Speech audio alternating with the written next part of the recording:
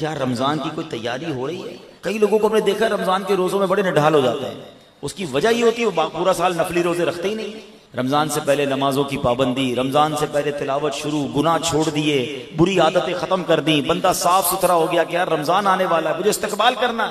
آپ کے گھر میں جب کوئی مہمان آنے والا ہوتا ہے اس کا ویلکم کرتے ہیں نا، انتظار کرتے ہیں، استقبال کرتے ہیں. اور جتنا پیارا مہمان، جتنا معزز مہمان، اتنی تیاری ہوتی ہے. ایسا مہمان جو سال میں ایک بار بڑی مہربانی کرنے والا جب بھی آتا ہے بڑے تحفے دے کر جاتا ہے، اس کے لیے تو بندہ گھر سجاتا ہے. تو ہم نے کوئی دل سجایا، کوئی ذہن سجایا، کوئی تیاری کی کہ اللہ کی طرف سے اتنا پیارا مہینہ آنے والا ہے. کیا یہ اچھا ہو گھر کی صرف صفائی اس نیت سے ہو کہ ماہ رمضان آنے والا ہے. میں نے کچھ لباس تیار کر لیے، دھلوا کے تیار کر لیے، تراویح پڑھوں گا، اس میں عبادت کروں گا. یہ بزرگوں کا طریقہ رہا کہ انہوں نے عبادت کے لیے بہترین لباس الگ رکھے ہوتے تھے. بلکہ مشورہ دوں گا جن کو اللہ نے نوازا ہے اور جو مجھے لائیو بھی سن رہے ہیں، رمضان کی عبادت کے لیے کچھ نئے کپڑے سلوا لو. شادی کے لیے سلواتے ہیں، مہندی کے لیے سلواتے ہیں، برتھ ڈے کے لیے سلواتے ہیں. یہ استقبال ہے نا کہ عبادت کا مہینہ آ رہا ہے، میں انشاءاللہ نماز پڑھوں گا، نئے کپڑے پہن، خوشبو لگاؤں گا، اچھی سی عطر خرید لیں. اگین جس کو اللہ نے آسانی دی، جس کے پاس نہیں ہے اپنے گھر کو تو صاف کر لیں، کپڑوں کو اجیالہ کر لیں، صفائی ستھرائی کا خیال رکھیں. دل تو صاف کر سکتے ہو نا، اس میں پیسے نہیں لگتے. نبی پاک علیہ الصلوۃ والسلام، سبحان اللہ، صدقے کے فضائل کتنے.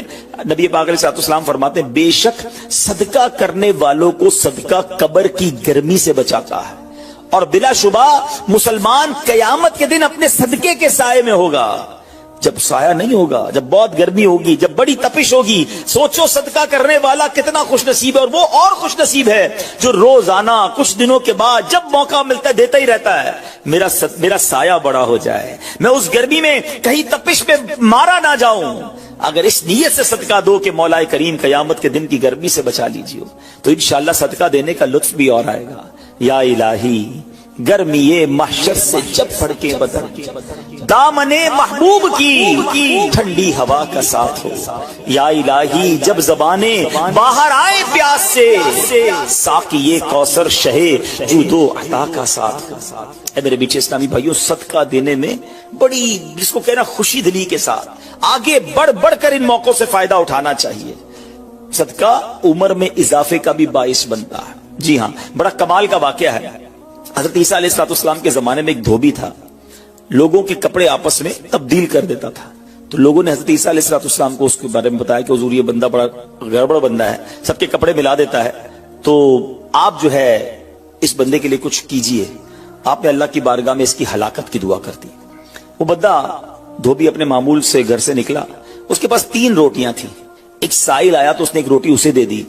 سائل نے دعا دی اللہ تعالیٰ تجھ سے آفات سماویہ یعنی آسمانی آفتیں سے تجھے بچا لے. دھوبی نے اس دعا سے بڑا متاثر ہوا، ایک اور روٹی دے دی. اس سائل نے دعا کی کہ اللہ تعالیٰ تجھے جملہ آفتوں سے محفوظ رکھے. اس نے تیسری روٹی بھی دے دی. تو دھوبی سے اس سائل نے دعا کی اللہ تعالیٰ تجھے توبہ کی بھی توفیق عطا فرمائے. اب ایک بڑا سانپ جو ہے اس کی گٹھڑی میں داخل ہو چکا تھا، کیونکہ اب اس کی ہلاکت کی دعا ہو گئی تھی. اس سانپ کی گویا قدرتی یہ ڈیوٹی لگائی گئی تھی کہ اس دھوبی کو کاٹنا ہے. جب دھوبی کپڑے لینے کے ارادے سے اس نے گٹھڑی کے اندر ہاتھ ڈالا تو فرشتے نے اس سانپ کو لوہے کی ایک لگام ڈال دی اور وہ دھوبی سلامتی کے ساتھ واپس آ گیا. دھوبی کو پتہ ہی نہیں چلا کیا ہوا ہے.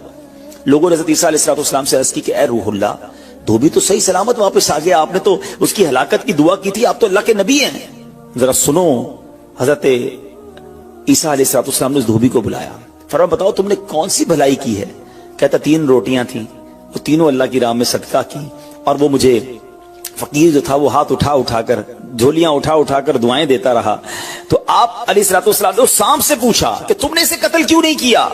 تو سانپ نے عرض کی اے اللہ کے نبی، اللہ عز و جل نے آپ کی دعا قبول فرما لی تھی اور مجھے اس کو ہلاک کرنے کے لیے بھیجا تھا. جب اس دھوبی نے سائل کو صدقہ دیا تو ایک فرشتے نے آ کر مجھے لوہے کی لگام ڈال دی.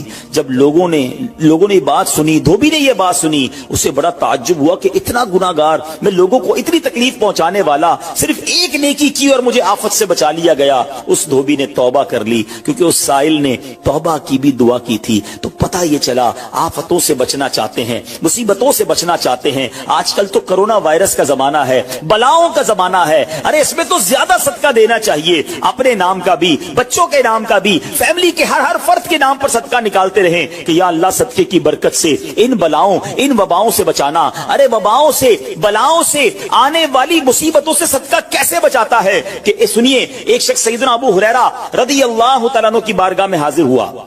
कहने लगा हुजूर मेरा बेटा समुद्री सफर पर गया है, आप उसके लिए दुआ फरमाएं। आप रदी अल्लाह तआला अन्हु ने फरमाया उसकी तरफ से सदका दो, सफर पर जाया करो ना, सदका दे के जाया करो। बेटा या फैमिली का कोई फर्द सफर पर है, सदका दो के खैर से वापस आ जाए। सैयदना अबू हुरैरा रदी अल्लाह तआला अन्हु ने फरमाया समुद्री सफर पर है, उसके लिए सदका दो। उस वक्त समुद्र में मौजें उठ रही थी। यहां बाप और हजरत अबू हुरैरा रदी अल्लाह तआला अन्हु में गुफ्तगू हो रही है, एन उसी वक्त उधर समुद्र में मौजें उठ रही थी, जहाज डूबने के करीब था।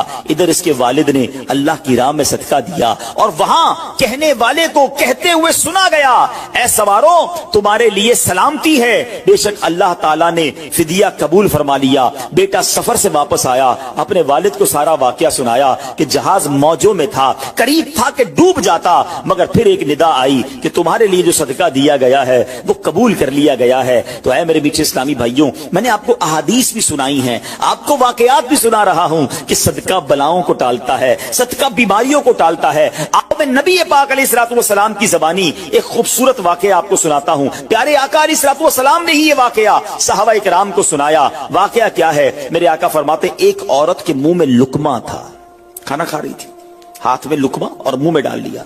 इतने में दरवाजे पर एक साइल आया।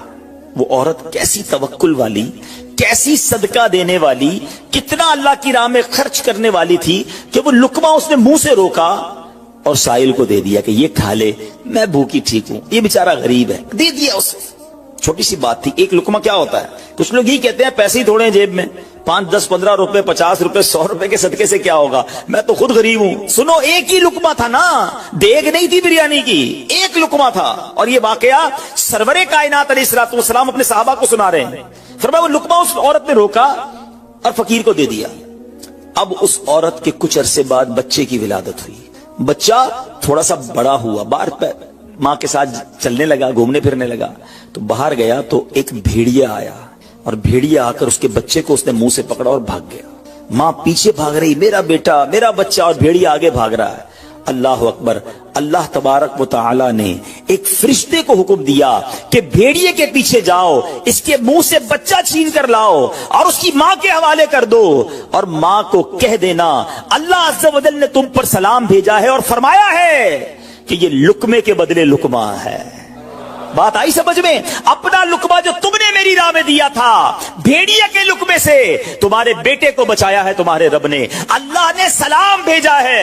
ऐ मेरे मीठे इस्लामी भाइयों, ये हदीस बता रही है कि गुनाह, नेकी जो थोड़ी सी भी हो ना, वो जाया नहीं की जाती, वो अल्लाह के यहां महफूज है। जुम्मे के खुतबे में एक हदीस सुनते हैं, अल बिर्रु ला यबला वज़्ज़म्बु ला युनसा वद्दय्यानु ला यमूत। सुन लो, नेकी पुरानी नहीं होती, गुनाह भुलाया नहीं जाता, और फैसला करने वाला जो रब अज़्ज़ वजल है उसे मौत नहीं आती है। अब हमें सोचना है कि हम नेकी कर भी रहे हैं कि नहीं, कि गुनाह कर करके अपने अकाउंट को भरी जा रहे हैं। ये छोटे छोटे सदके जब जब मौका मिले ना, माशाल्लाह हम जुमा पढ़ने जाते हैं, कल भी जाएंगे।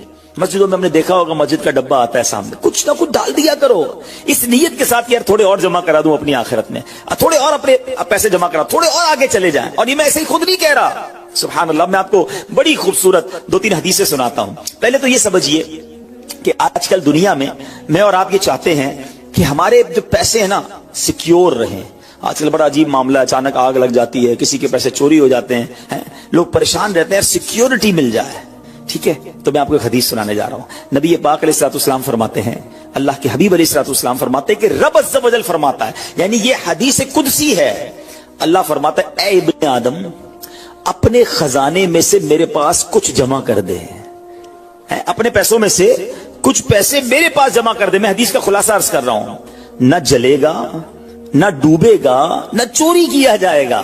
सुनो कैसी सिक्योरिटी है। इंश्योरेंस आजकल लोग कराते हैं जिसमें बाज़ औक़ात हराम इंश्योरेंस होती है। मैं आपको सुभान अल्लाह एक ऐसी गारंटीड मदनी इंश्योरेंस बता रहा हूं कि रब फरमा रहा है, अल्लाह फरमा रहा है, अपना माल मेरे पास जमा करा दे, न जलेगा, न डूबेगा, न चोरी होगा।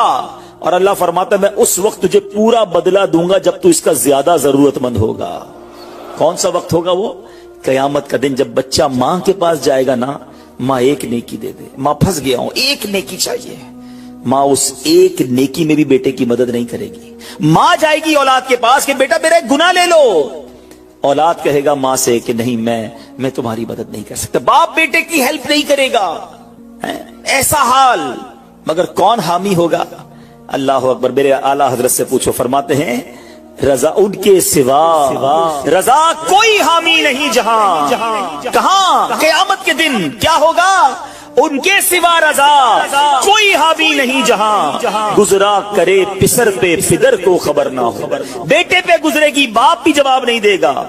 ذرا تصور کریں، امیجن کریں، قیامت کا دن ہوگا، کسی کا نامہ اعمال تولا جا رہا ہو اور ایک نیکی کی وجہ سے وہ پھنس جائے، گناہ ایک زیادہ ہے، پلڑا بالکل ایک نیکی کی وجہ سے نیچے ہے، کتنا یاد آئے گا کہ کاش تھوڑا اور صدقہ کر دیتا، کاش 2 رکعت نفل پڑھ لیتا۔ نفل چھوڑ دیتے ہو نا، نفل ہی ہے نا، درود نہیں پڑھتے، ذکر الہی نہیں کرتے، چھوٹی چھوٹی نیکی سمجھ کر چھوڑتے ہو۔ اگر یہ چھوڑتے وقت خیال آئے نا کہ کہیں ایسا نہ ہو کہ وہی ایک نیکی کم پڑ گئی اور میں اللہ نہ کرے جہنم میں نہ ڈال دیا جاؤں۔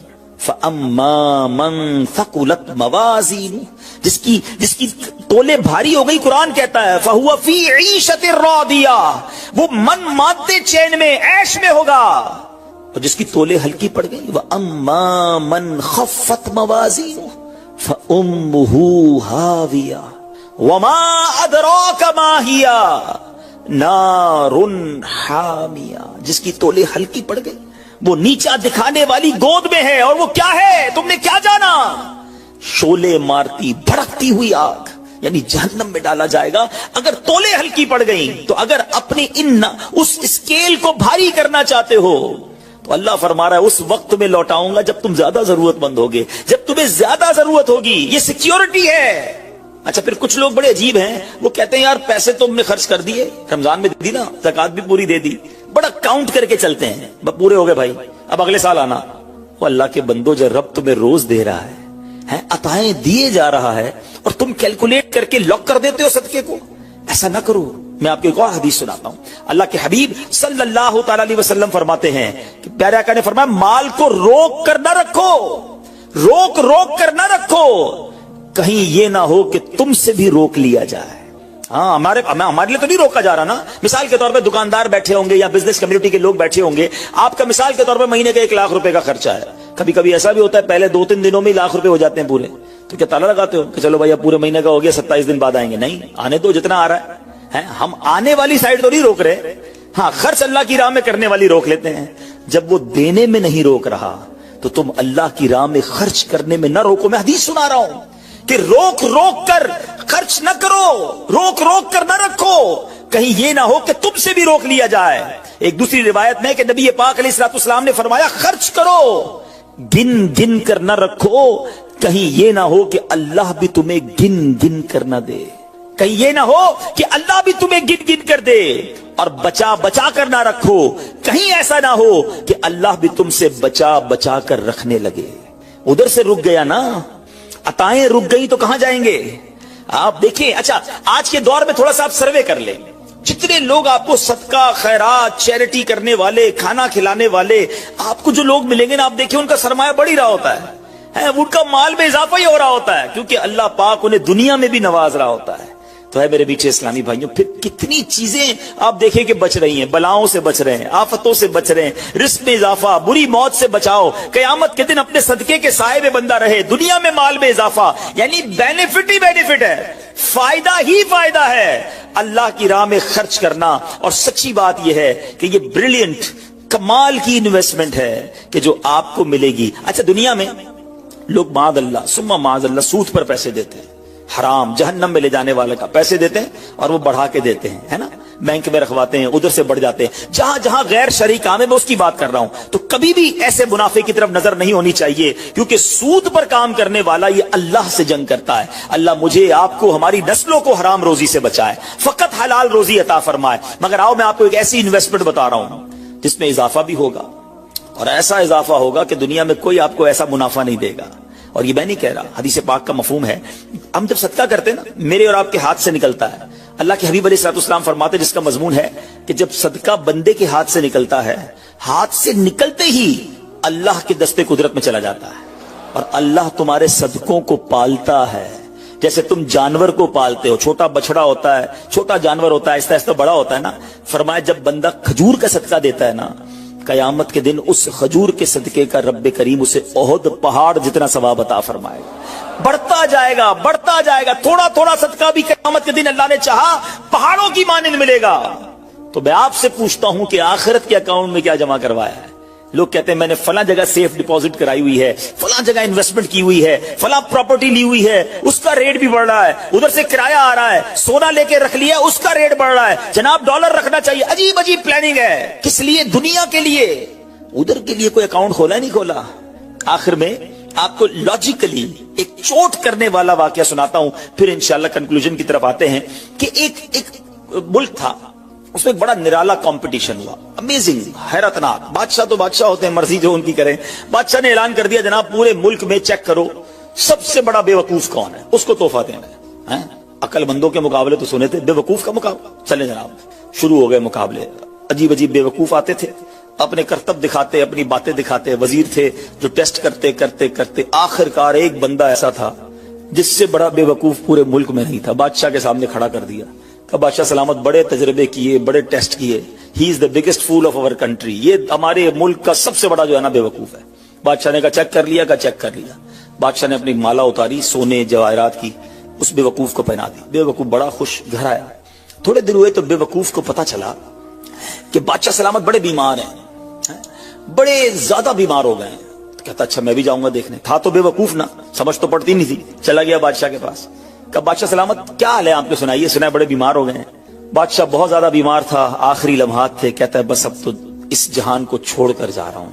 اچھا, بیوقوف کہتا ہے بادشاہ کو, اچھا کہیں اور جا رہے ہیں؟ کہاں جا رہے ہیں؟ اس کو یہ بھی نہیں پتا تھا کہ مرنا بھی ہوتا ہے, بیوقوف جو تھا. تو بادشاہ کہتا ہے میں اس دنیا کو چھوڑ کے دوسری دنیا میں جا رہا ہوں. اچھا, تو بادشاہ سلامت یہ بتائیے کہ ادھر میں دیکھتا ہوں آپ کا بہت بڑا محل ہے, بیوٹیفل بیڈ رومز ہیں, شاندار مکان ہے, جدھر جا رہے ادھر مکان بنا لیا آپ نے؟ تو بادشاہ کہتا نہیں, ادھر تو میں نے جھوپڑی بھی نہیں بنائی ہے. اچھا, بادشاہ سلامت میں دیکھتا ہوں آپ کے پاس بہت پیسے ہیں, بڑا مال ہے, آپ تو بانٹتے بھی سونا ہی ہیں, سونے کے جواہرات کے ڈھیر لگے ہوئے ہیں آپ کے پاس, جدھر جا رہے ادھر پیسے بھجوا دیے نہیں بھجوائے؟ تو بادشاہ کہتا ہے میں نے تو وہاں پوٹی کوڑی بھی نہیں بھجوائی ہے. اچھا, بادشاہ صاحب میں دیکھ رہا ہوں آپ کے آس پاس بڑے خادم خادمائیں, کنیز, غلام ہیں, ہر طرف آپ کے خدمتگار ہیں, جدھر جا رہے ہیں ادھر کچھ غلام, کنیز, خادمہ بھجوائے نہیں بھجوائے؟ بادشاہ کہتا ہے ادھر تو کوئی خادم نہیں ہوگا. اس بے وقوف نے بڑی کمال کا کام کیا, اس نے وہ مالا اتاری اور بادشاہ کے گلے میں پہنا دی. کہا حضور پھر مجھ سے بڑے بے وقوف تو آپ ہوئے نا, آپ کو پتا ہے آپ کہیں اور جا رہے ہیں, آپ کو پتا ہے اس دنیا سے آپ کسی اور دنیا میں جا رہے ہیں, نہ گھر بنایا, نہ پیسے بھجوائے, نہ خادم بھجوائے, کرو گے کیا ادھر؟ بس تو یہ حکایت ہے, مگر سچ بتاؤ یہ کتنی بڑی چوٹ ہے. شاید جتنے لوگ مجھے یہاں سن رہے ہیں سب گھر میں ہی رہتے ہیں, جھوپڑی میں یا روڈ پہ کوئی نہیں سوتا ہوگا. دنیا میں جو مجھے سن رہے ہیں بہت سو کے پاس مکانات ہیں, مگر کیا جنت میں گھر بن گیا؟ ادھر سے تو جانا ہی ہے نا, تھوڑے دن رہ گئے. جی ہاں, تھوڑے ہی دن رہ گئے. ہمیں نہیں پتا کہ آج کا دن اور آج کی رات بھی زندہ رہیں گے کہ نہیں, لیکن جیسے ہی آنکھیں بند ہوئی, جیسی سانسیں ختم ہوئی, ادھر کیا ہے میرے پاس؟ ادھر تو گھر میرا نہیں, پرایا ترکا. کیا کہتے جیسے ہی میری اور آپ کی آنکھیں بند ہوں گی نا, حساب کتاب شروع ہو جائے گا. یہ بیٹے کو کتنا ملے گا, بیٹی کو کتنا ملے گا, بیوی کو کتنا, جناب رشتہ دار سارے حساب کتاب لے کے بیٹھ جائیں گے. میرا کچھ بھی نہیں بچنا. بلکہ کتابوں میں لکھا کہ جب انسان مرتا ہے نا, قبر بھی جاتا ہے, تو گھر والے کہتے ہیں میت نے پیچھے کیا چھوڑا, فرشتے کہتے ہیں میت نے آگے کیا بھیجا ہے. بتاؤ نا کیا بھیجا ہے ادھر گھر ریڈی ہے کہ نہیں؟ ادھر کچھ پیسے, ادھر کوئی ڈپوزٹ, جو اللہ فرما رہا ہے اپنا خزانہ میرے پاس جمع کروا, میں تجھے لوٹاؤں گا, میں نے جمع کروایا کہ نہیں؟ یہ سوچنے والی بات ہے. یہ سب ادھر رہ جائے گا. کتنا کھا لوں گا میں, کتنا پہن لوں گا, جو بڑا ہوا وہ ادھر ہی رہ جانا ہے. ادھر بھیج دوں کیونکہ وہاں اکیلا ہوں گا, میرے اعمال تولے جائیں گے, اور مجھے پتا ہے گناہ ہی گناہ ہے, خطائیں خطائیں ہیں. مارا جاؤں گا, پکڑا جاؤں گا, اگر اللہ صدقہ قبول کر لے, کچھ نیکیاں ایسی کر جاؤں جو آخرت کے اکاؤنٹ میں جمع ہو جائیں.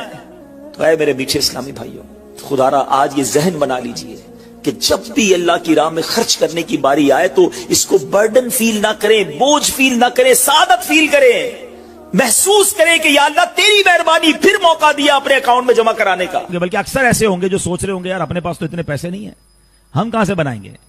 اللہ دل دیکھتا ہے, وہاں نیتیں دیکھی جاتی ہیں. ہاں آپ نیت تو کر لو نا کہ اللہ مجھے مسجد بنانی ہے، اللہ انتظام خود کر دے گا. میں جب اللہ کے گھر کو بنانے کی نیت کروں گا تو غیب کے خزانوں سے دینا اسی نے ہے. اور ہاں انشاءاللہ آگے میں آپ کو حدیث سناؤں گا. اللہ کے حبیب علیہ الصلوۃ والسلام فرماتے ہیں جو اللہ کے لیے مسجد بنائے اللہ اس کے لیے جنت میں گھر بناتا ہے. اچھا پھر ایسا نہیں ہے کہ بڑی مسجد بنائے کروڑوں روپے کی، نہیں. ایک اور حدیث پاک ہے اس کا مضمون ہے جو چڑیا کے گھونسلے جتنی بھی حدیث بنائے اللہ چڑیا کے گھونسلے جتنی بھی مسجد بنائے اللہ قریب اسے بھی جنت میں گھر عطا فرمائے گا. اب چڑیا کے گھونسلے جتنی تو مسجد نہیں بنتی نا. اس کا مطلب یہ ہے کہ کوئی مسجد میں ایک اینٹ بھی لگا دے، اتنا بھی حصہ ملا لے، اللہ اسے بھی جنت میں گھر عطا فرمائے گا. تو میں آپ سب کو مشورہ دیتا ہوں، ہم سب نے دنیا سے جانا ہے، مسجدیں باقی رہیں گی. یہ مسجد پتہ ہے کیوں باقی رہتی ہے؟ میں اللہ کی رحمت سے پوری دنیا میں ٹریول کرتا ہوں، میں نے دیکھا چرچ بکتے ہیں، مندر بکتے ہیں، گرجا گھر بکتے ہیں، یہودیوں کی عبادت گاہ بھی اب تو بکنا شروع ہو گئی. مسجد نہیں بکتی ہے، وہ بک بھی نہیں سکتی ہے. کیوں؟ کسی کی پراپرٹی نہیں بچتی نا. وہ ہم کیا کہتے ہیں جب مسجد کو وقف کرتے ہیں؟ وقف اللہ. اس کا مطلب کیا ہوا؟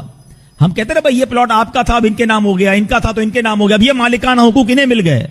یہ ایکچولی اللہ کے نام ہو جاتا ہے، یہ اللہ کے لیے وقف ہو جاتا ہے. اب دنیا میں کوئی اس کا مالک نہیں ہے.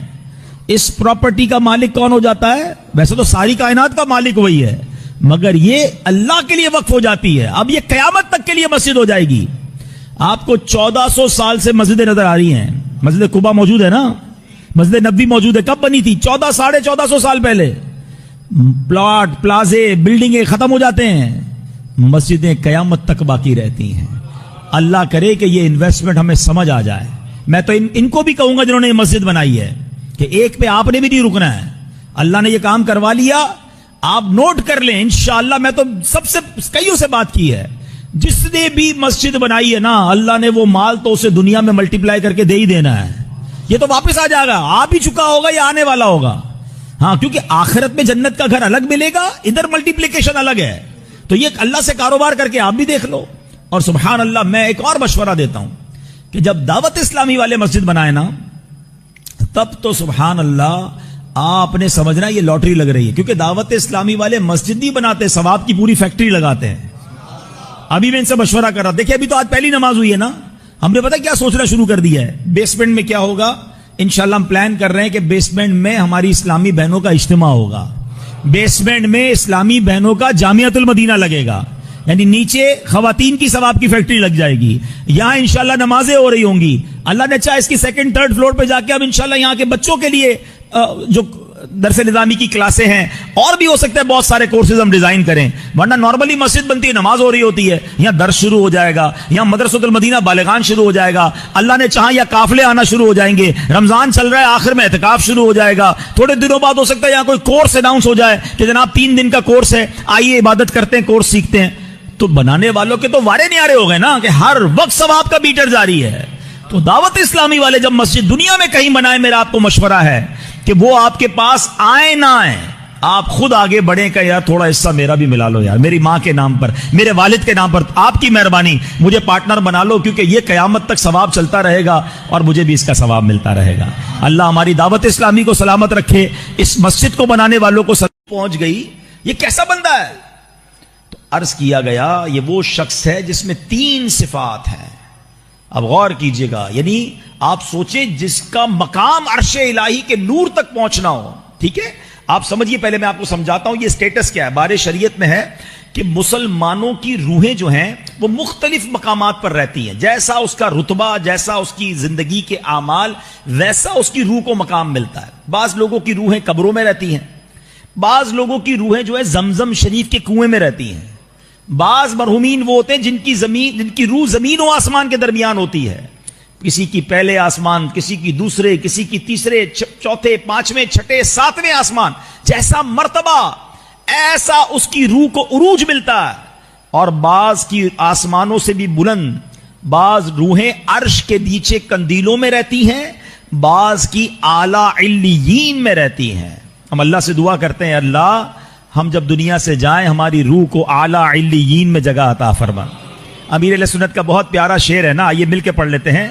اعلی علیین میں जब इसे देना जगा, रूह चल दे जब निकल कर बे कसो मजबूर की। तो अब सोचिए कि यह बंदा कैसा है कि अर्श के नूर में लिपटा हुआ है। तो तीन उसकी खसलतें, अब गौर कर लीजिए, ये तीन आदतें कितनी कमाल की हैं, और हम उन आदतों को अपना रहे हैं या नहीं अपना रहे। तो आज इतनी मुबारक रात, खुशी की रात, मेरा एक मानना है कि आपके या मेरे घर का इफ्तिताह हो या मेरे कारोबार का इफ्तिताह हो और पहला दिन हो, मैंने देखा है फर्स्ट डे कारोबार का इफ्तिताह करने वाले भी डिस्काउंट देते हैं, कहते हैं यार सारे गेस्ट आज खुश होकर जाएं, पहला मेरे घर का दिन है, जो आए मेहमान को मैं अच्छा खिलाऊं पिलाऊं खुश करके भेजूं। आज किसके घर का इफ्तिताह है? अल्लाह खाली हाथ नहीं लौटाएगा। हाँ, आज समझ लो मांगने की रात है।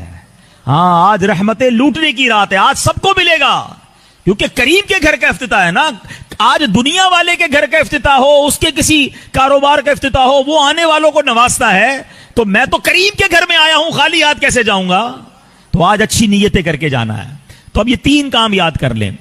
क्या फरमाया? उसकी तीन खसलतें, नबी पाक को अर्ज किया गया हुजूर ये तीन काम करता था।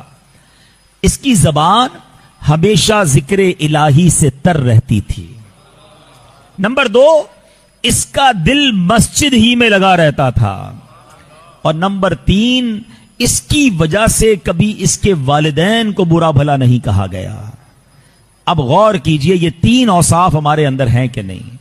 क्या हम जिक्र इलाही करते हैं? क्या हमारी जबान जिक्र दुरूद से तर होती है? आज कितने कितने दिन गुजर जाते हैं हम जिक्र इलाही नहीं करते हैं। आपको पता है सबसे अफजल जिक्र क्या है? हदीस पाक में फरमाया अफदलु जिक्र ला इलाहा इल्लल्लाह। अच्छा, तमन्ना हम सबकी है कि मरते वक्त हम सबको कलमा नसीब हो, लेकिन अगर मैं आपसे पूछूं कि आज पूरे दिन में कितनी बार कलमा पड़ा है, पिछले पूरे हफ्ते में कितनी बार कलमा पड़ा है? सोचे ना, मरते वक्त कलमा चाहिए, जिंदगी में कोई कलमा पढ़ने के लिए तैयार नहीं है। फजूल बातें घंटों करवा लें, इतनी बहस करते लोग, दुनिया भर के अजीब अजीब रेट मालूम कर रहे हैं। आज के सोने का दाम ये बहुत सोना हाई जा रहा है। डिस्कस क्या हो रहा है? गोल्ड डिस्कस हो रहा है। भाई तुमको लेना है कुछ गोल्ड? लेना मैंने नहीं, ऐसे ही चेक करता हूं, इतना टाइम है? आज पेट्रोल का दाम ये, इंटरनेशनल स्टॉक एक्सचेंज ये। भाई क्या करना है उसका, जिसका फायदा कोई नहीं? इतनी देर कलमा पढ़ लेते ना भाई, इतनी देर दुरूद पाक पढ़ लेते, इतनी देर कोई और अल्लाह का जिक्र कर लेते। जिक्र इलाही नहीं करना, बातें करवा लो घंटों। चाय के होटल पर बैठेंगे, 1 घंटे तक चाय पूरी नहीं होगी। टाइम बहुत है, टाइम नहीं है तो जिक्र इलाही का टाइम है। अल्लाह कुरान में सुनो क्या फरमाता है, अल्लाह के हबीब, अल्लाह के प्यारे कलाम में अल्लाह फरमाता है, या अय्युहल्लज़ीना आमनुज़्कुरू, या अय्युहल्लज़ीना अल्लाह अल्हम्दुलिल्लाह अल्लाहु अकबर। कितनी देर लगी? 10 सेकंड नहीं लगे। ठीक है, 10 सेकंड में कितने पैसे कमा लेते हो भाई? कभी सोचिएगा। जितना भी बड़ा आपका कारोबार है, आप महीने का करोड़ रुपए कमाते हो, मल्टीप्लाई करें, डिवाइड करें, 10 सेकंड में कितने बनाता हूं? चंद रुपए बनेंगे, मुश्किल से शायद चंद रुपए भी नहीं बनेंगे। लेकिन हम सब ने, अल्लाह कबूल फरमाए, तो हम सब ने यहां बैठे बैठे क्या कमा लिया?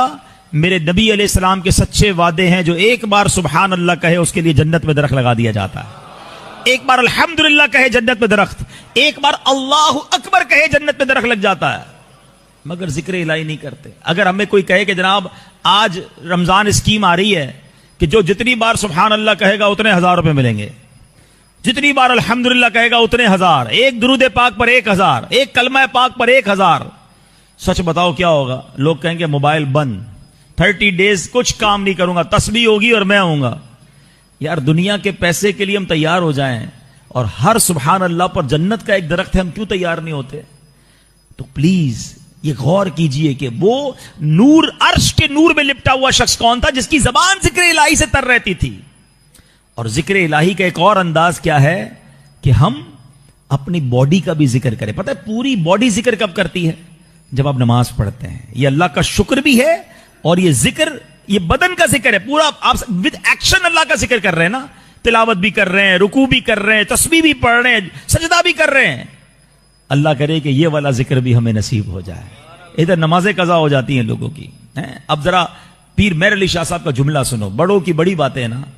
آپ پتہ کیا کہتے ہیں پیر مہر علی شاہ صاحب کون ہے؟ آئے ہائے بہت زبردست عاشق رسول. یہ وہ ہستی ہیں کہ جن کو نبی پاک کا دیدار نصیب ہوا اور پھر انہوں نے کلام لکھا اج سکھ متران دی ودھیری ہے. آخر میں کیا لکھتے ہیں؟ کتھے مہر علی کتھے تیری سنا. اب یہ وہ مہر علی کہتے ہیں. سنو پھر مہر علی شاہ صاحب کہتے ہیں کہ جانور تو شرعی احکام کا پابند نہیں ہے نا, اس پر تو کوئی شریعت لاگو نہیں ہوتی, مگر آپ فرماتے ہیں کہ حلال جانور بھی ہو اگر اس پر چھری پھراتے ہوئے اللہ کا نام نہ لیا جائے تو وہ جانور حرام ہو جاتا ہے. غور کرو, جانور شریعت کا پابند نہیں ہے, اس کا دم ذکر اللہ کے بغیر نکل جائے تو وہ حرام ہو جاتا ہے. تو جس کی ہر سانس شریعت کی پابند ہے, ہم انسان ہیں نا, ہم تو مسلمان, ہم تو شریعت کے پابند ہیں نا, اگر یہ سانس ذکر الہی کے بغیر نکل جائے تو اس کا فائدہ کیا ہوگا؟ کیسی مثال دی ہے. اس کا وہ جو خون نکل رہا ہے, اس کا جو دم نکل رہا ہے, اگر اس وقت اللہ کا ذکر نہ لیا وہ حرام ہو گیا. ہمارا تو دن رات ذکر الہی کے بغیر چل رہا ہے, فکر ہی کوئی نہیں ہے. اے میرے پیارے اسلام بھائیو, پلیز رمضان آ رہا ہے, بی پریپیئر. خدا کی قسم یہ اللہ کا بہت بڑا انعام ہم پر ہونے جا رہا ہے. ہم اللہ سے اس کے آج گھر میں افتتاح کی پہلی رات دعا کرتے ہیں, اللہ ہمیں خیر سے رمضان نصیب کیجیے مالک, رمضان سے پہلے ہم دنیا سے نہ جائیں, اور اللہ رمضان بھی صحت و عافیت کے ساتھ عطا کرنا. اللہم بلغنا رمضان بالصحت و عافیہ. اور میرے مولا یہ رمضان ہماری زندگی کا یادگار رمضان بنا دے, اس میں ہم خوب عبادتیں کریں, اے اللہ خوب نمازیں پڑھیں, کوئی روزہ قضا نہ ہو جائے, ساری تراویحاں پڑھنا میرے پیارے اسلامی بھائیوں. یہ لاٹری ہے ہماری, ہمیں اندازہ نہیں ہے. سچ بتاؤں رمضان بخشوانے آ رہا ہے. نبی پاک کی ایک حدیث رمضان کی فضیلت کے لیے کافی ہے. میرے آقا فرماتے ہیں اگر میری امت کو معلوم ہوتا کہ رمضان کیا ہے وہ تمنا کرتے کہ سارا سال ہی رمضان ہو. مولا علی پتہ کیا فرماتے, شیر خدا کرم اللہ تعالی وجہ الکریم, فرمایا اگر اللہ کو اس امت کو عذاب دینا ہوتا نا تو اس امت کو سورہ اخلاص اور رمضان عطا نہ فرماتا. اس کا مطلب عذاب سے بچانے والے ہیں یہ. قرآن کو پکڑ لو, رمضان کو تھام لو, رمضان کی برکتیں لوٹنی ہیں. مگر ادھر لوگوں نے رمضان کو کچھ اور بنایا ہوا ہے. ہاں آج کل تو ایک عجب ٹرینڈ بنا ہوا ہے. ہمارے یہاں رمضان عبادت کے لیے ایسا لگتا ہے کھانے پینے کے لیے آ رہا ہے. ابھی تیاریاں ہو رہی ہوں گی, کچھ لوگ اسٹور بھر رہے ہوں گے, ریٹ بڑھ جائے گا, کچھ لوگ کاروبار کی تیاری کر رہے ہوں گے, گھروں میں جناب کھانے پینے کی آئٹمیں خریدی جا رہی ہوں گی, بھائی افطاری سحری کا انتظام. یعنی کمال ہے یار. ہم یہ کیوں نہیں سوچ رہے کہ رمضان میں فٹ رہوں گا کہ نہیں, اگر کسی کو کوئی بیماری ہے تو ڈاکٹر کے پاس جائے کہ ڈاکٹر صاحب کو ایسی دوائی دے میں سارے روزے رکھ سکوں, تراویح میں کوئی پرابلم نہ ہو, میری صحت مضبوط رہے. پریپریشن فار عبادت کہاں ہے؟ سوچیے تو صحیح. ورنہ یقین کرے جو پیکج ہے نا, سب سے پہلے مجھے بتائیں ہمیں بہکاتا کون ہے, ہمیں عبادت سے دور کون کرتا ہے؟ بتاؤ نا. شیطان. ہمارا دشمن کون ہے؟ شیطان ہی کو بند کر دیا. یعنی مزیدار بات دیکھے کہ جس نے مجھے ڈی ٹریک کرنا ہے, جس نے مجھے عبادت سے ہٹانا ہے, اس کو تو اللہ نے بند کر دیا. اچھا پھر دنیا کا دستور کیا ہے؟ جتنا چیلنج زیادہ اتنا ریوارڈ زیادہ. آپ کو کہا جاتا نا یہ ٹارگٹ پورا کرو پھر اتنے پیسے ملیں گے, پھر آپ کو جناب اتنا انسینٹو ملے گا. عقل کیا کہتی ہے کہ ہوتا یہ کہ اللہ فرماتا کہ بھائی شیطان کا پاور بڑھا دیا ہے, وہ زیادہ اٹیک کرے گا, اب تم نیکی کرو تو زیادہ ثواب ملے گا. پھر تو سمجھ آتا ہے مقابلہ بڑھا تو ثواب بڑھا. نہیں, شیطان بند, کوئی بہکانے والا نہیں ہے. اب سبحان اللہ نفل پڑھو تو فرض کا ثواب ملے گا, فرض پڑھو تو 70 گنا ثواب ملے گا. روزہ رکھو تو اللہ فرماتا ہے روزہ دار کی جزا میں خود ہوں.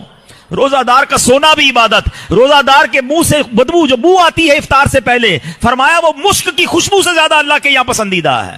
راتوں کو رحمت کے دروازے کھول دیے جاتے ہیں. اور میں آپ کو ایک اور بات بتاؤں, be prepare for the first night.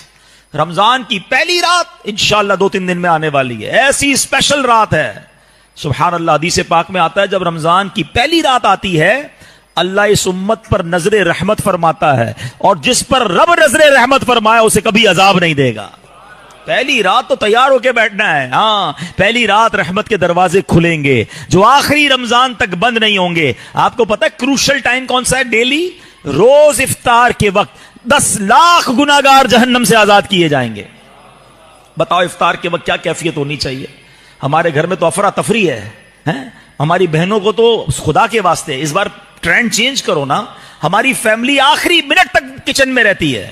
ان کو بھی کہیں 10-15 منٹ پہلے سارے کام کر لو, جو بھی گرم ٹھنڈا ہے ٹھیک ہے, آ کے بیٹھ جاؤ. اب دسترخوان پر کاش ہاتھ اٹھے ہوئے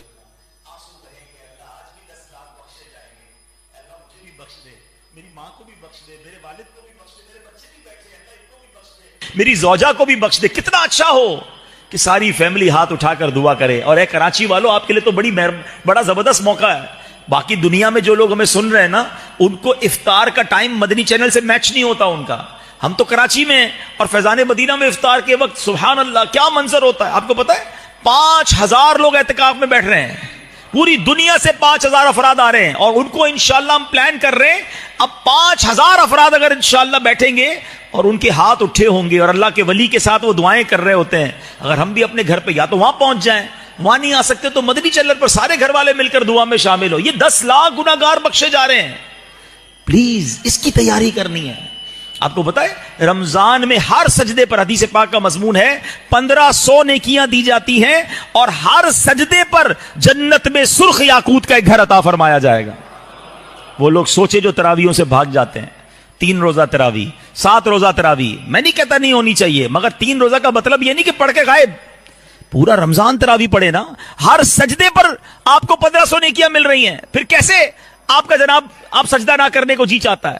مزہ تو یہ ہے کہ ہم تراویح کے بعد بھی نماز پڑھیں کہ یار میں رات کو اٹھ کر تہجد بھی پڑھوں, میں ابابین بھی پڑھوں, میں اشراق چاش بھی پڑھوں. لیکن ایسا نہیں ہے.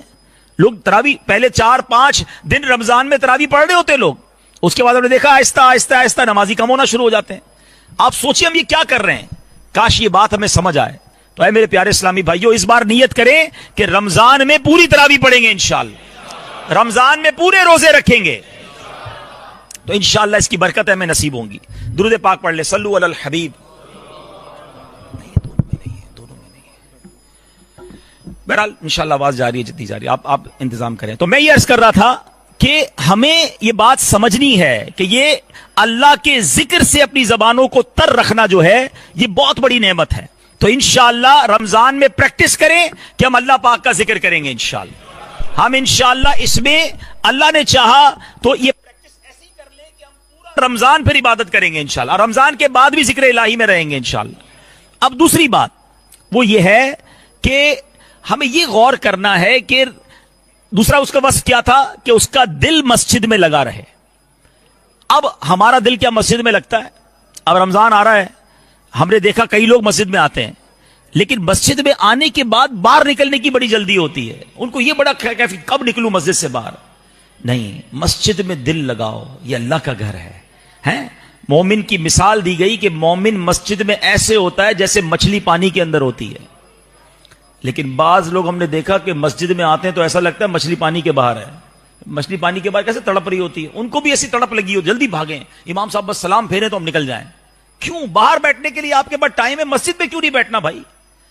ایک اور حدیث پاک ہے جس کا مضمون ہے کہ اللہ قیامت کے دن اپنے عرش کا سایہ جن خوش نصیبوں کو نصیب فرمائے گا نا, ان میں ایک خوش نصیب وہ ہے کہ جو مسجد سے باہر جائے تو اس کا دل مسجد میں لگا ہو. علماء نے اس کی مثال دی کہ مسجد میں دل لگنے کا مطلب کیا ہے.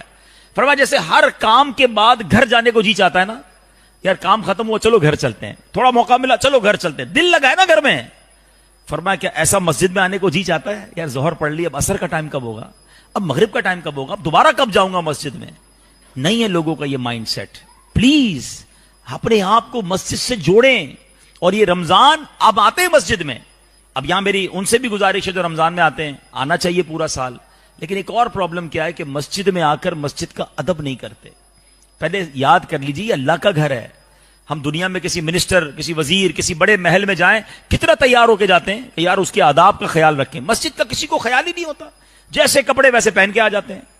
آپ کو پتا ہے بعض صورتوں میں جب آپ کے لباس اور آپ کے منہ سے, جسم سے اگر بو آ رہی ہے تو بعض صورتوں میں مسجد میں آنا ہی جائز نہیں ہے. مگر لوگ اب آ رہے ہوتے ہیں, کیسے کپڑے پہنے, پسینے کی بو آ رہی ہے, کوئی تیاری نہیں. یار آپ کہیں جاتے ہو تیار ہو کے جاتے ہو, اللہ کے گھر میں آئے, خوشبو لگائیں, اپنا چہرہ صاف کریں, اچھے طریقے سے ہو کر آئیں, اچھے کپڑے پہن کر آئیں. بزرگان دین نے تو نماز کے لیے الگ کپڑے رکھے ہوئے تھے.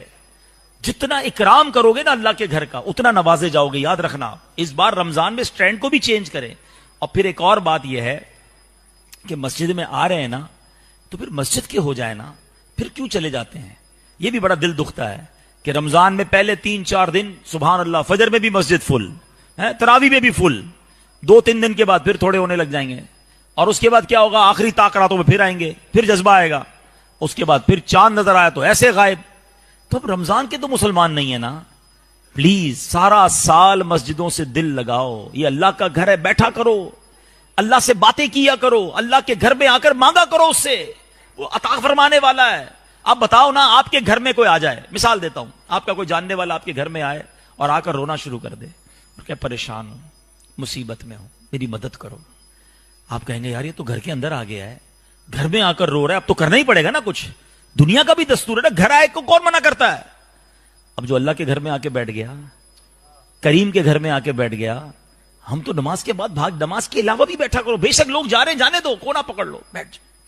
دنیا کو بتاتے ہو نا اپنے پرابلم. میں آپ کو ایک آج مشورہ دیتا ہوں, اپنے دل کی بات دنیا والوں کو مت بتایا کرو, کسی کو مت بتایا کرو کیا پرابلم ہے.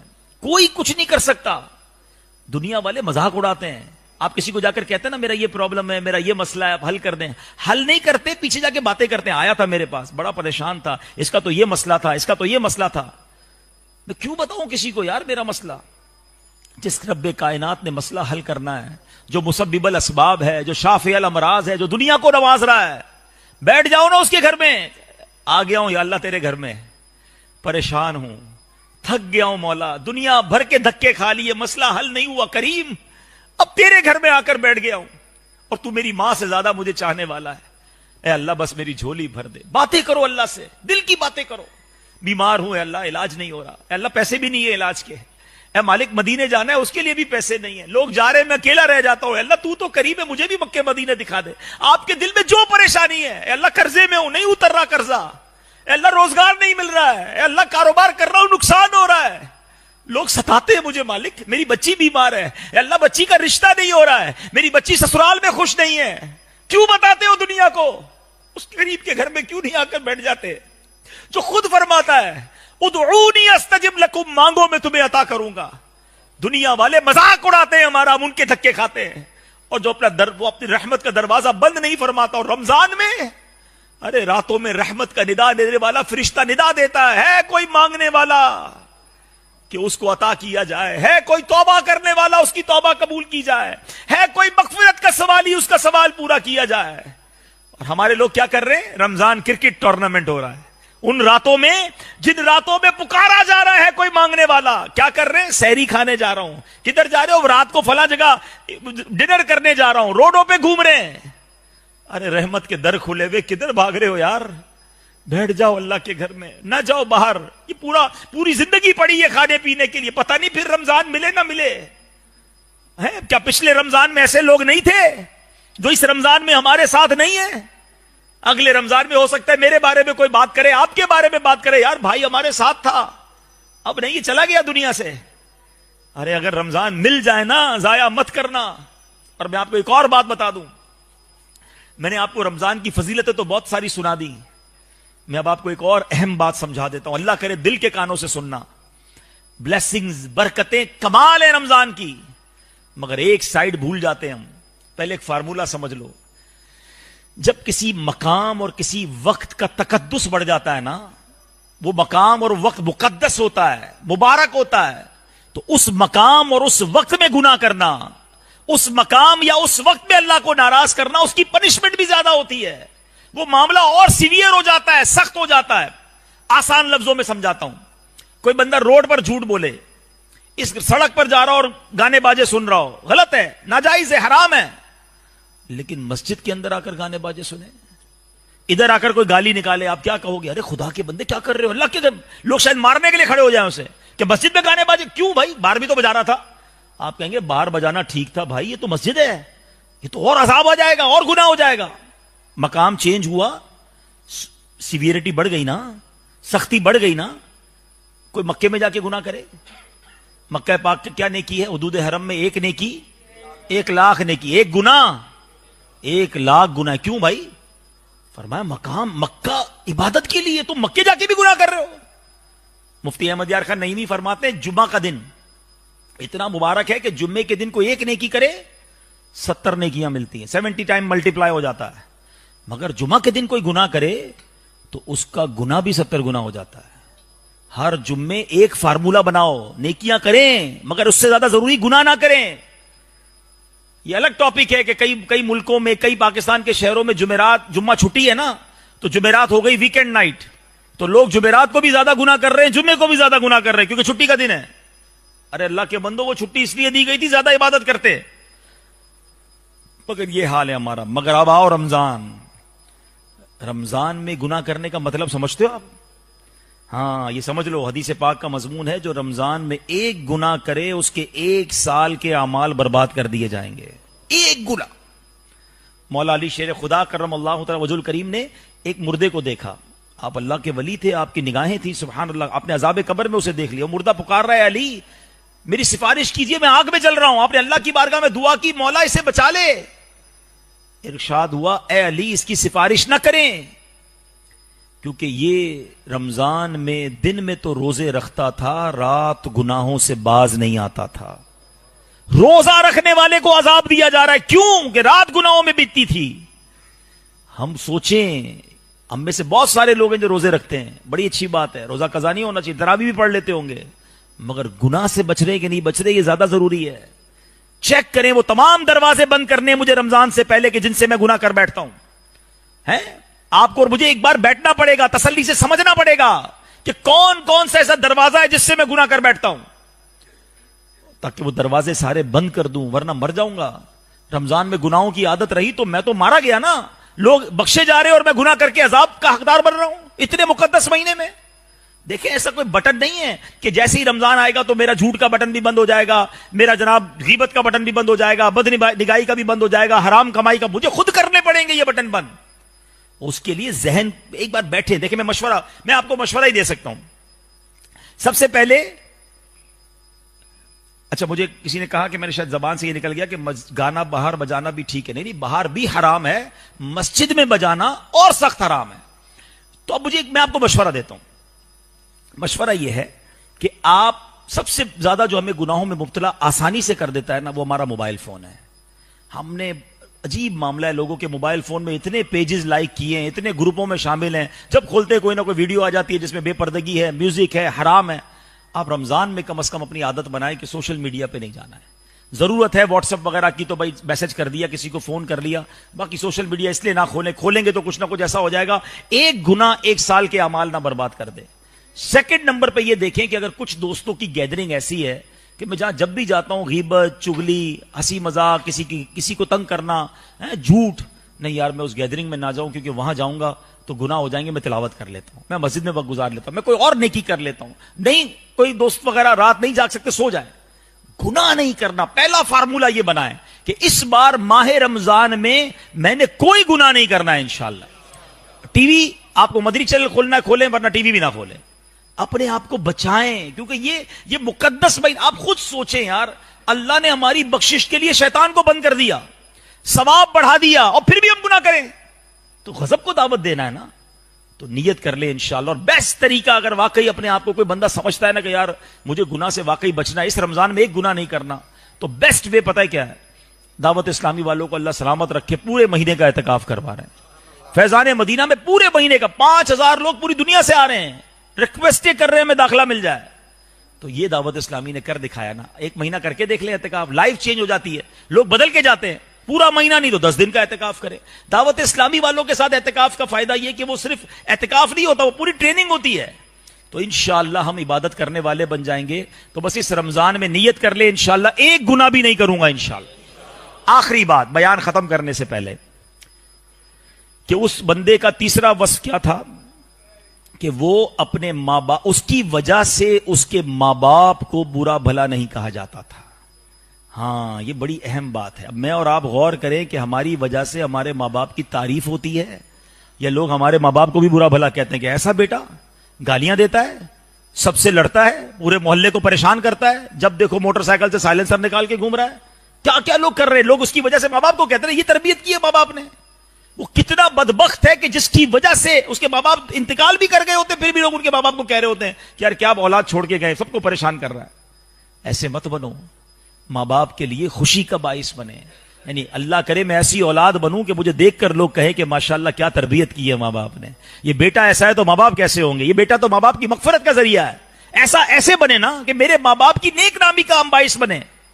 مگر آج حال کیا ہے, ماں باپ کو زندگی میں بھی دکھ دیتے اور ماں باپ کو مرنے کے بعد بھی دکھ دیتے. ہاں اولاد اگر برے کام کرے تو ماں باپ کی روح کو تکلیف ہوتی ہے. اے وہ میرے بھائیوں جن کے ماں باپ چلے گئے ہیں, وہ کام نہ کرو جن کی وجہ سے ماں باپ کو تکلیف ہوتی ہے. زندگی میں اپنے ماں باپ کا خیال رکھیں, ان کی دعائیں لیں.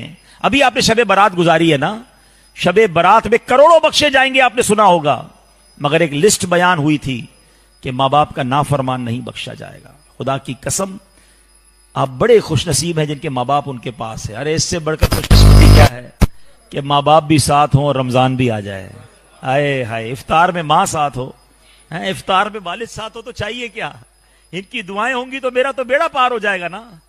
مگر ہمارا حال یہ ہے کہ ماں باپ گھر میں ہوتے ہوئے بھی ہم سے تکلیف میں ہوتے ہیں. پوچھو ان سے جن کے ماں باپ چلے گئے ہیں, بڑے یاد آتے ہیں, خاص طور پہ ان دنوں میں تو بہت یاد آتے ہیں. تو اپنے ماں باپ کی قدر کیجئے, ان کی دعائیں لیجئے. اور یہاں میں ماں باپ سے بھی ایک بات کرنا چاہتا ہوں کہ جو آج کا دور ہے نا, اس میں خدا کے واسطے اپنے بچوں کا خیال رکھیں. ان بچوں کو ایسی صحبتوں سے بچائیں جو ایمان چھیننے والی. آج سے کچھ عرصہ پہلے پتہ کیا ہوتا تھا کہ بچے بری صحبت میں جا کر بے عمل ہو رہے تھے, بے نمازی ہو جاتے تھے, ناچ گانوں میں پڑ جاتے تھے, غلط کاموں میں پڑ جاتے, وہ بھی غلط تھا.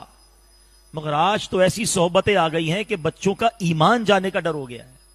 جگہ جگہ الگ الگ قسم کے جناب فتنے سر اٹھا رہے ہیں, اور جناب کسی ماں باپ کو, کچھ لوگوں کو فکر ہی نہیں ہے. اب دیکھیں نا, آئے دن آپ کیا خبریں سن رہے ہیں. اسکول کالجز میں بڑا شوق ہے پڑھانے کا, میں نہیں کہتا نہ پڑھاؤ, لیکن یہ تو چیک کرو اس کا ماحول کیسا ہے. کیا ہر جگہ بھیجنا ضروری ہے؟ میں بھی پچھلے دنوں میں نے نگران شورا کا ایک بیان سن رہا تھا. اب دیکھیں یہ حال ہو گیا ہمارے, میں شہر کراچی کی بات کر رہا ہوں. ایک اسکول میں کمپلین کی ماں باپ نے کہ ہمارا بیٹا انگلش میڈیم اسکول میں ہم نے داخل کروایا ہے, مگر اس گھر آ کے کہتا ہے السلام علیکم, گھر آ کر کہتا ہے ماشاءاللہ سبحان اللہ. یہ اسکول میں کیا سکھا رہے ہیں آپ اس کو, ہم نے یہ پڑھنے تو نہیں بھیجا.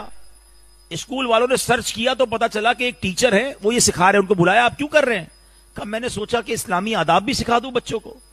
آپ کو پتا اس اسکول کی انتظامیہ نے اس ٹیچر کو فارغ کر دیا.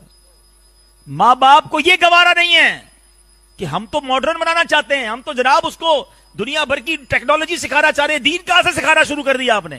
یہ کیسے مسلمان ماں باپ ہیں؟ اور پھر کیا ہو رہا ہے, میں اشارتاً کہہ دوں گا, جو آج کل سوشل میڈیا پہ چل رہی ہے خبریں, ہر تھوڑے دنوں بعد آپ سنتے ہیں کہ ڈرگ پیتے ہوئے اور پتہ نہیں کن کن چکروں میں ایک لڑکے نے دوسرے لڑکے کو مار دیا. وہ اسکول کے کالج کے دوست تھے نا. کیا ہو رہا ہے اسکول کالجز میں؟ پلیز دھیان تو رکھو, یہ ہماری اولاد ہے, یہ کہاں جا رہی ہے؟ ایسی تعلیم کس کام کی جو میرے بچے کا دین ایمان آخرت برباد کر دے. اور میرے لیے میرے سرمایہ کیا ہے, میرا پھل کیا ہے؟ نیک اولاد. یاد رکھیے گا, آپ کے پاس اربوں روپے, اور اگر اولاد فرما بردار نہیں تو کس کام کے؟ وہ اولاد بعد میں آپ ہی کے پیسے کو عیاشی میں خرچ کرے گی. اولاد کو نیک بنانے کی فکر کریں, اولاد کی اچھی تربیت کی فکر کریں. اور وہ کب ہوگا؟ جب ہم اچھے بنیں گے. ہم اچھے بھی بنیں اور اولاد کو اپنے ساتھ رکھیں, اولاد کے ہم دوست بن جائیں, اس سے پہلے کہ کوئی اور دوست بن کے اس کا دماغ خراب کر دے. پلیز, آپ کو پتا ہے, میں آپ کو مشورہ دیتا ہوں, آپ سب سے پہلے کوشش کریں آپ کی اولاد نمازی بن جائے. خدا کی قسم خوش نصیب ہے وہ ماں باپ جن کی اولاد نمازی ہے. وہ کچھ اور کرے نہ کرے, دن میں 5 بار باوضو قبلہ رو ہو کر اتحیات میں بیٹھ کر میرا بیٹا کیا پڑھے گا؟ ربنا اغفر لی ولوالدی وللمؤمنین یوم یقوم الحساب. ارے اس باپ کی قسمت پر قربان, 5 وقت جس کا بیٹا بیٹی نماز میں اپنے ماں باپ کے لیے دعائیں کر رہے ہیں. نمازی بنایا تو ہوگا نا. جس نے نماز پڑھنا نہ سکھائی, جس نے دین نہ سکھایا, مرنے کے بعد وہ کیا ایصال ثواب کریں گے؟ تو خدا را اپنی اولاد کی فکر کریں. اور آج کے دور میں اللہ سلامت رکھے دعوت اسلامی کو, جو لاکھوں نوجوانوں کو عالم بنا رہی ہے, حافظ بنا رہی ہے. اب تو دعوت اسلامی نے اسی لیے اپنے اسکول بنانا شروع کر دیے. ہم جب یورپ اور UK جاتے نا تو ہمیں لوگ پتہ کیا کہنے لگے ہیں, کہتے ہیں ہمیں مسجد نہیں چاہیے, ہمیں پہلے اسکول چاہیے. مسجد نہیں ہوگی تو ہم گھر میں نماز پڑھ لیں گے. اسکول میں بھیجنا ضروری ہے. خدا کے واسطے دعوت اسلامی اسکول بنا کر دے, ورنہ اسکول میں جا رہے ہیں یورپ میں بچے, ان کا ایمان ہی جا رہا ہے. وہ ماں باپ کی نہیں سنتے, کہتے ہیں ہمیں اسلام اچھا نہیں لگتا, ہم کوئی اور مذہب اختیار کر رہے ہیں. کیا بچا ان ماں باپ کے پاس جن کی اولاد ہی ایمان سے چلی گئی؟ مگر نہیں, خواب ہے یورپ جانا ہے, UK جانا ہے, بچوں کو ایسی تعلیم. میں اگین کہہ رہا ہوں, میں تعلیم کے خلاف نہیں, مگر وہ تعلیم کس بات کس کام کی جو میرے بچوں کو دین ایمان برباد کر دے.